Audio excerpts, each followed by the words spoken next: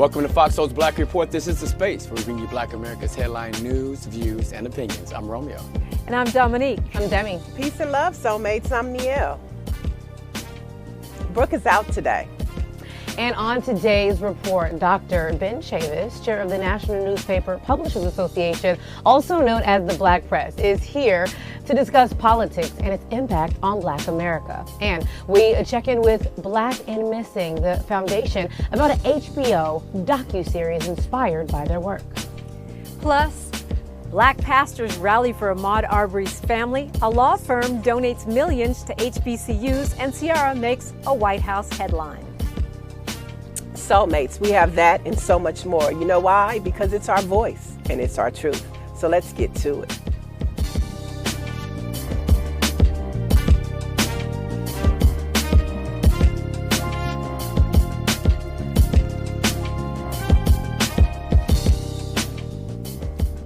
Good evening, soulmates. We begin our report with breaking news. Jurors in Kenosha, Wisconsin on Friday today declared Kyle Rittenhouse not guilty on all counts, capping off an intense trial surrounding the deadly unrest in the city that began last summer. The defendant will rise and face the jury and hearken to its verdicts. State of Wisconsin versus Kyle Rittenhouse. As to the first count of the information, Joseph Rosenbaum. We, the jury, find the defendant, Kyle H. Rittenhouse, not guilty. As to the second count of the information, Richard McGinnis, we, the jury, find the defendant, Kyle H. Rittenhouse, not guilty. As to the third count of the information, unknown male, we, the jury, find the defendant, Kyle H. Rittenhouse, not guilty. As to the fourth count of the information, Anthony Huber, we, the jury, find the defendant, Kyle H. Rittenhouse, not guilty. As to the fifth count of the information, Gage Grosskreutz, we, the jury, find the defendant, Kyle H. Rittenhouse, not guilty.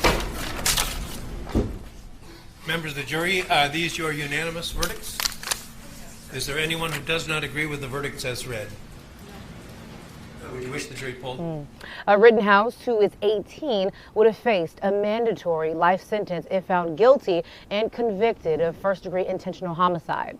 Jurors deliberated for a total of 26 hours and found Rittenhouse not guilty on 5 counts, including first-degree reckless homicide, 2 counts of first-degree intentional homicide, and 2 counts of first-degree reckless endangerment. Judge Bruce Schroeder had previously dismissed 2 additional counts related to his weapon. The jury was made up of 7 women and 5 men, including 1 male person of color. Schroeder said on Friday that jurors were allowed to speak to the media if they do so wish, but none commented as they left the courthouse on Friday after the verdict. Many of them left with masks on or put their hoods up as they exited. So everyone online in the world has been talking about this breaking news today. And of course, our hearts and thoughts are with the victims' families. One of the parents of one of the victims, because I do want to call them a victim, even though the judge didn't want them to be called victims. One of the parents says this sends an unacceptable message that armed civilians can show up to any town, incite violence, and then use the danger that they have created to justify shooting people in the street. And just one more piece here, President Joe Biden, just a little disappointed. I don't know if you guys got a chance to see. He said that he stands by the jury in their decision right now, and I was just a little disappointed that he put that message out so soon. Where do we start? We start with being disappointed, but I've been calling this since day one. I said something about this is not going to end well for this country. It's going to set us back. It's going to have us concerned moving forward, thinking about the Ahmaud Arbery trial, which is set to have closing discussion on Monday from what we're hearing. At the end of the day, I had a conversation with someone in the lobby. So although a lot of us may be upset, a young man came up to me and said, I agree with it. And he said because he was out there trying to do the right thing. He wasn't a police officer. He was 17 years old. He didn't own that gun. If that was a black man or a person of color running through the streets with a gun, we'd probably be celebrating his death anniversary right now. That's how I feel about it. Right, and you're a parent, I'm a parent. If my kid grabbed a gun and crossed state lines, you know, he would be grounded forever if he survived that interaction with the authorities. So that's just ridiculous. It's like saying I robbed a bank and then you shot me, and then I shot you, but that's self-defense. If I shoot the police officer while I'm robbing a bank, is that self-defense? Kyle Rittenhouse was committing a crime. What scares me about this is the message it sends to Black America, right? Because some of us thought that because the victims were white, we would see a conviction, at least something. Right. No, not guilty on all charges. So if the victim is Black, they can just walk. And that's what I worry about, as the FBI has told us that white supremacists, domestic violence is the #1 threat to national security right now. White vigilantes have just been empowered.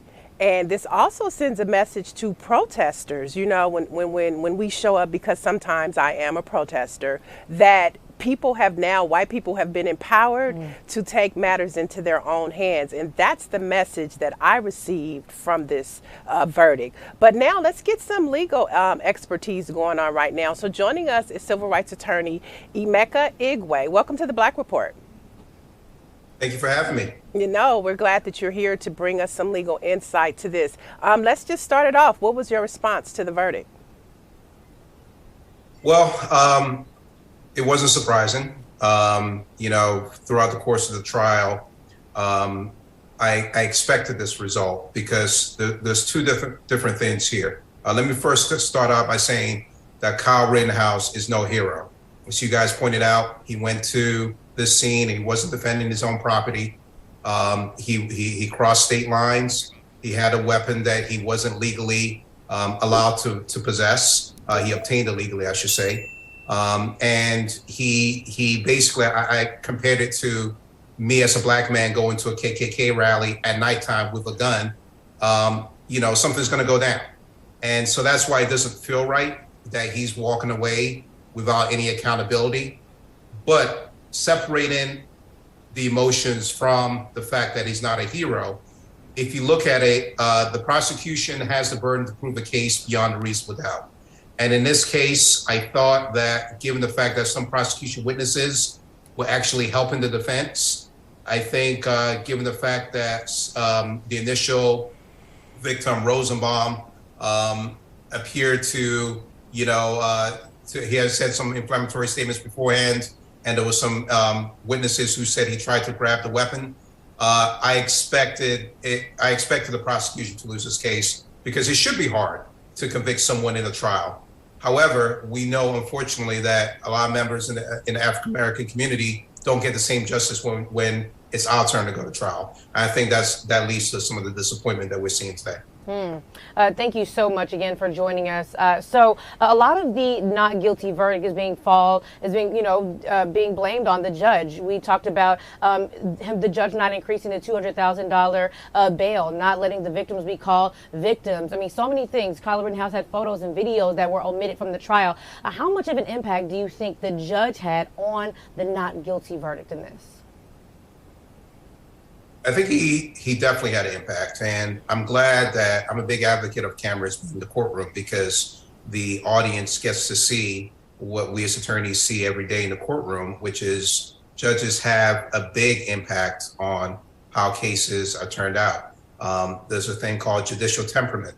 A judge should try and be impartial. The judge should not try to berate members of the defense or prosecution in front of the jury, or somehow indicate through their body language or their words that they're leaning towards one side. And again, in their decisions, you know, what evidence they allow in, what objections they rule or allow to go forward, has a big impact on this trial. And I think it was clear that this judge, where he was leaning on this case, certainly the prosecution did not put on a perfect case. And I do think there were some things they could have done better. But in this case, I do think the judge showed which way he was leaning through the way he talked to the prosecution and through some of his rulings. Attorney Igwe, I think, you know, a lot has been made of the difference in treatment, right, between Black Lives Matter protesters and the domestic terror of January 6th, and more recently, voting rights protesters who have been arrested en masse. And so there are real concerns about what this verdict says to protesters. Does it mean you can be shot? Does it mean that someone can show up anytime and just decide to attack you and then claim self-defense?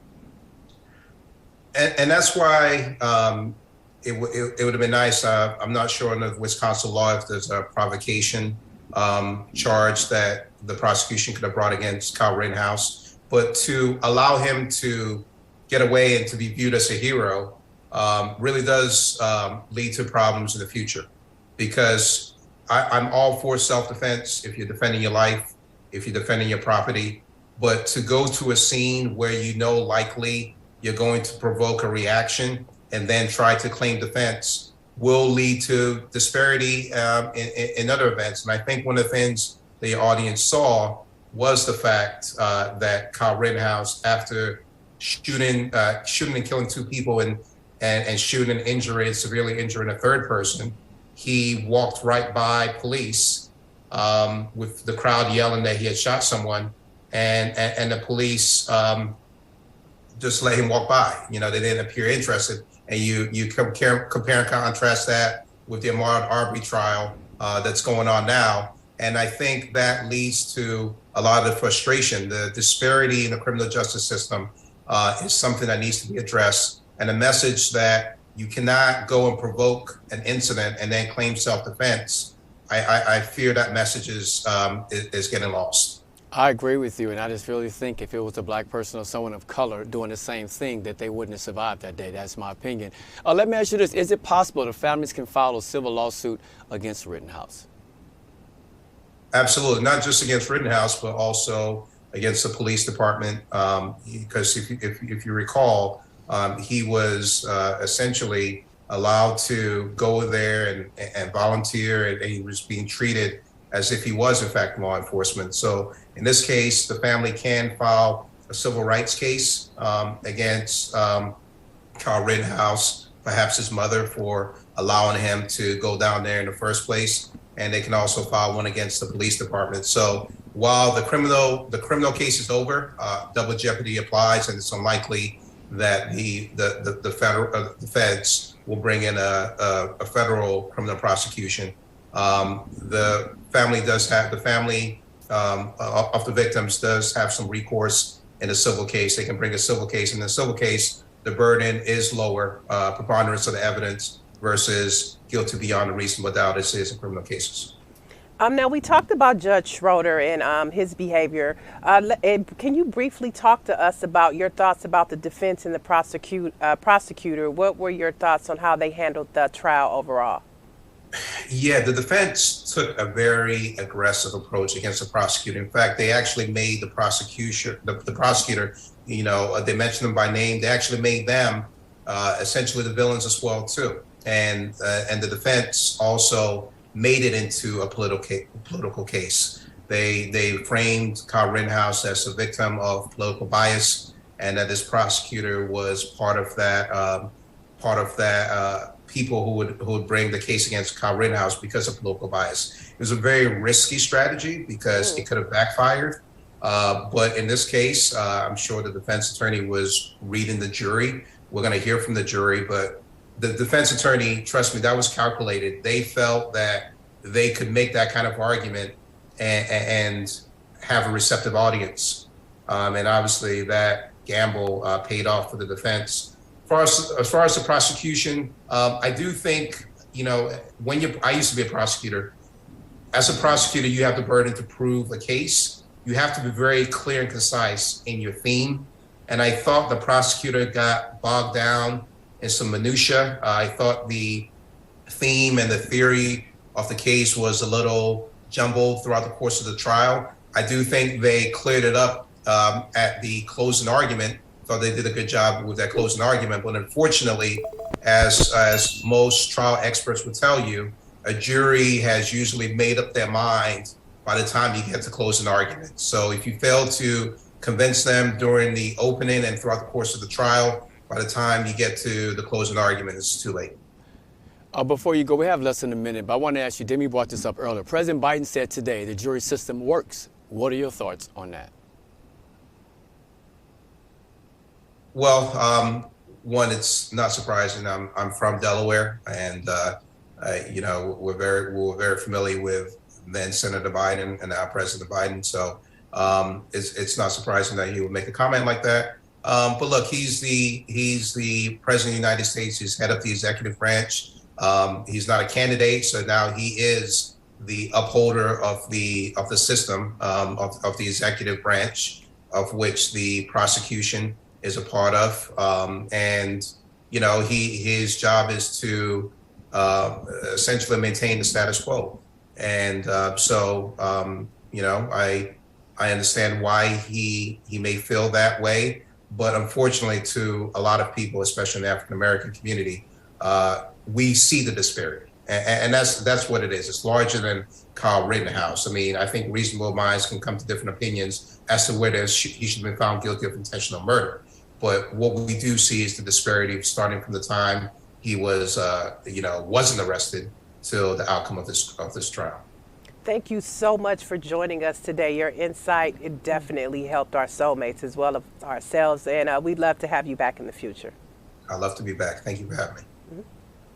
The defense attorneys rested their case in the trial of the killers of Ahmaud Arbery on Thursday, calling just 7 witnesses, including the shooter, who testified that Arbery did not threaten him in any way before he pointed his shotgun at the 25-year-old black man. Superior Court Judge Timothy Walmsley scheduled closing arguments in the trial for Monday, setting up the possibility of verdicts before Thanksgiving for the 3 white men charged with the murder of Ahmaud Arbery. Yeah, when we think about that, this is why I'm concerned, right? Because we saw what happened with the Rittenhouse trial. Now we're going to have this one wrapping up Ahmaud Arbery. And one thing, the prosecution did a great job. Like, he literally said, no, he wasn't threatening me. He said that. You know, they drove up on him with a shotgun. They tried to stop him, pretty much run him down. They could have let him go. They could have handled that so many different ways. But I do feel like this trial was handled a lot better. But does it guarantee the outcome that we want? Not quite too sure about that. Yeah, Judge Walmsley, he did a great job as just remaining neutral in the case. And I loved how he just kept the same temperament. And I thought the district attorney did a great job at cross-examining one of the McBride sons, as well as the defense attorneys. I mean, the Roddy Bryan's defense attorney, the way he just agitated and kept going about the black pastors, I mean, it was just highly offensive. It's like, I don't think sometimes white people understand that the same mindset that they tracked Ahmaud Arbery down and shot him, the way he acted in court, it was the same mindset, telling black people where they're supposed to be, where they can't be, and when and where. And it's just that type of mindset that I don't think that they understand that they inflict on black people. I mean, it's just really insane. And lastly, I'm just frightened, because when you look at this case, the makeup of the jurors are pretty much the same. One person of color and 11 white jurors. So, I mean, everybody, I think, is cautiously optimistic about this one as well. Romeo, I feel exactly how you feel, that this one does feel a little more on the side of what we're looking for, because we definitely feel let down, of course, with the Kyle Rittenhouse case. So Travis McMichael, I will say, he answered a series of questions, and all of the answers were no. He pretty much said, in the cross-examination, he said that he did not tell Arbery, you're under arrest. Boom. He said, did Arbery reach in his pockets? No. Did he yell? No. Did he threaten you? No. Did he have any weapons? No. Did he have a gun? No. Did he have a knife? No. Every single answer was no. And then the last question was, so he just ran? Yes. And so I feel like with that line of questioning, it gave us a lot of insight into exactly what was going on. I'm happy that he was honest. I mean, of course, in the courtroom, we expect for people to be honest, but he was honest about what happened. And with that line of questioning, I feel like that is enough to let you know that Ahmaud Arbery was nowhere in the wrong in this situation.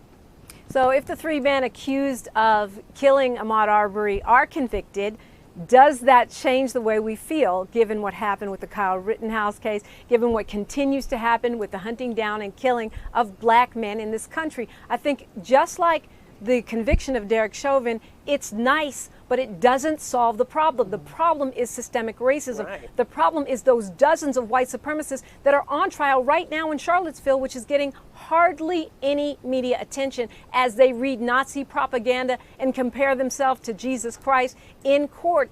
That is the threat of white supremacy and domestic terror, and it has to be addressed, whether it's the lynching of Ahmaud Arbery or the shooting of protesters in Kenosha. I agree.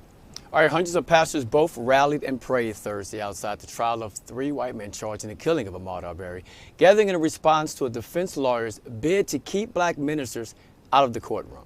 As testimony resumed inside Glenn County Courthouse with its 4 huge columns, arched windows, and shaded lawn, a group of mostly black ministers gathered outside a sea of dark suits and white collars. Many carried signs reading Black Pastors Matter, and some wore buttons with Arbery's picture and the hashtag they were using for the case, hashtag Justice for Ahmaud. Martin Luther King III, son of slain civil rights leader, the Reverend Martin Luther King Jr., addressed the crowd saying, "It only takes a few good women and men to bring change." You know, prayer is definitely up, and I love the fact that they did this. I mean, it's unbelievable what that man said in the courtroom, and he ignited a fire that we already have abundance, but now we know we have to continue to push harder. So we love seeing this. We love seeing what we saw happen in Oklahoma, you know, so that kind of energy can bring a positive outcome in some cases. Yeah, I love it when we show up for each other. It was just such a beautiful moment.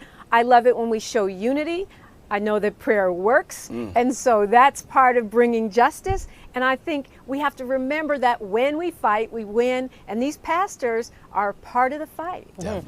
Dominique, you hit the nail on the head. 2 things that were said by Reverend Jesse Jackson and Arbery's father about prayer works. I just have to tell you, Reverend Jesse Jackson, he said no lawyer can knock us down. Why? Because everywhere you go, God is there. Boom, that is it. And also Arbery's father, he said that prayer has gotten our people through slavery, gotten our people through violence, discrimination in America. And lastly, he said it's what our grandfathers and our grandfathers and grandparents lived on. And so absolutely prayer heals, and it is the pillar. And of course, in the black community, we need prayer and we need pastors. Yeah.